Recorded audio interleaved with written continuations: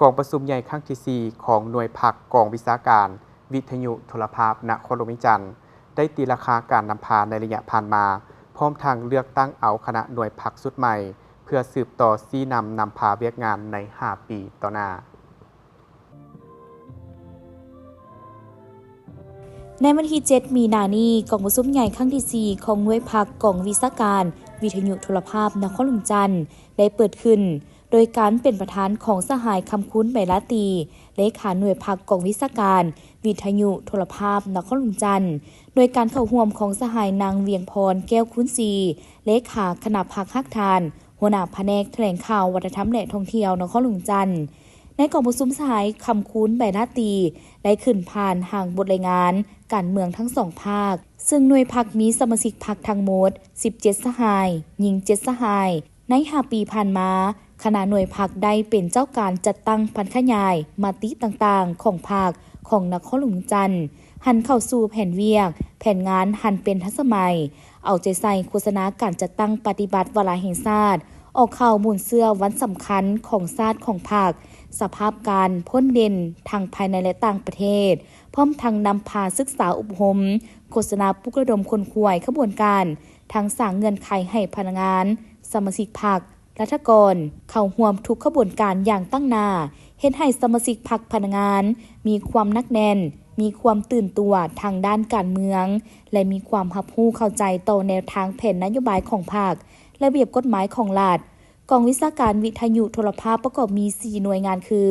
หน่วยงานโฆษกหน่วยงานเทคนิคหน่วยงานห้องการบริหารและหน่วยงานโทรภาพซึ่งได้มีการเคลื่อนไหวประสานงานกันอย่างสนิทแน่นได้มีการปรับปรุงซับซ้อนบุคลากรของหน่วยงานต่างๆให้แทดเหมาะกับความสามารถตัวจริงคนหนึ่งสามารถรับผิดชอบปฏิบัติได้หลายเวียกได้เอาใจใส่ปฏิบัติตามหลักการเฮ็ดเวียกของพรรคคือการปฏิบัติตามหลักการร่วมศูนย์ประชาธิปไตยนำพาเป็นหมู่คณะให้สอดคล้องกับแผนดำเนินงานของคณะพรรคฮักฐานแผนกทุกเวียกงานล้วนแต่ได้ผ่านการปรึกษาหารือเป็นเอกภาพภายในคณะและสมาชิกพรรคซึ่งแบ่งความรับผิดชอบให้บรรดาสหายที่เกี่ยวข้องนำไปจัดตั้งปฏิบัติหน่วยพรรคได้รับนามมยศเป็นหน่วยพรรคปลอดไซเข้มแข็งนักแน่นหาสมัยติดต่อกันได้นำพาหน่วยงานโฆษกเคลื่อนไหวผลิตรายการออกอากาศประจำวันได้ 1,800 ชั่วโมงออกข่าวภายในประเทศได้ 14,400 ข่าวออกข่าวต่างประเทศได้ 5,400 ข่าวออกบทเสนอได้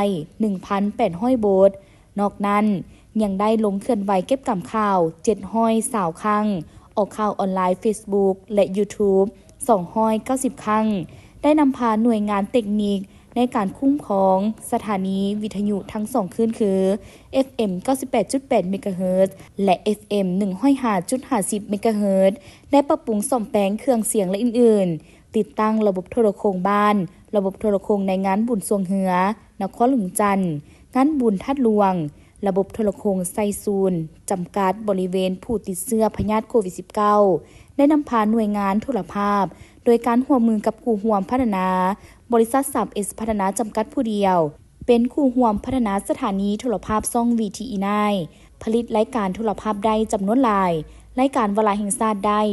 835ข่าวได้ลงเก็บกำข่าวการเคลื่อนไหวของการนำนครหลวงจันทร์ก็คืออยู่บรรดาเมืองและบ้านต่างๆสุ่มใส่การเก็บกำข่าวต้านภัยพิบัติน้ำท่วมและข่าวในกล่องประชุมสำคัญต่างๆกล่องประชุมเจ้าของนครหลวงอาเซียนกล่องประชุมเวทีเจ้านครอาเซียนและกล่องประชุมระดับภาคพื้นที่ลาวเป็นเจ้าภาพผลิตข่าวออกอากาศได้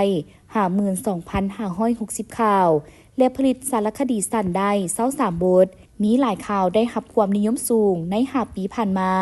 มีผู้เข้าชมรายการของโทรภาพนครหลวงจันทร์ผ่านช่องทาง Facebook 100 ล้านกว่าเทื่อคน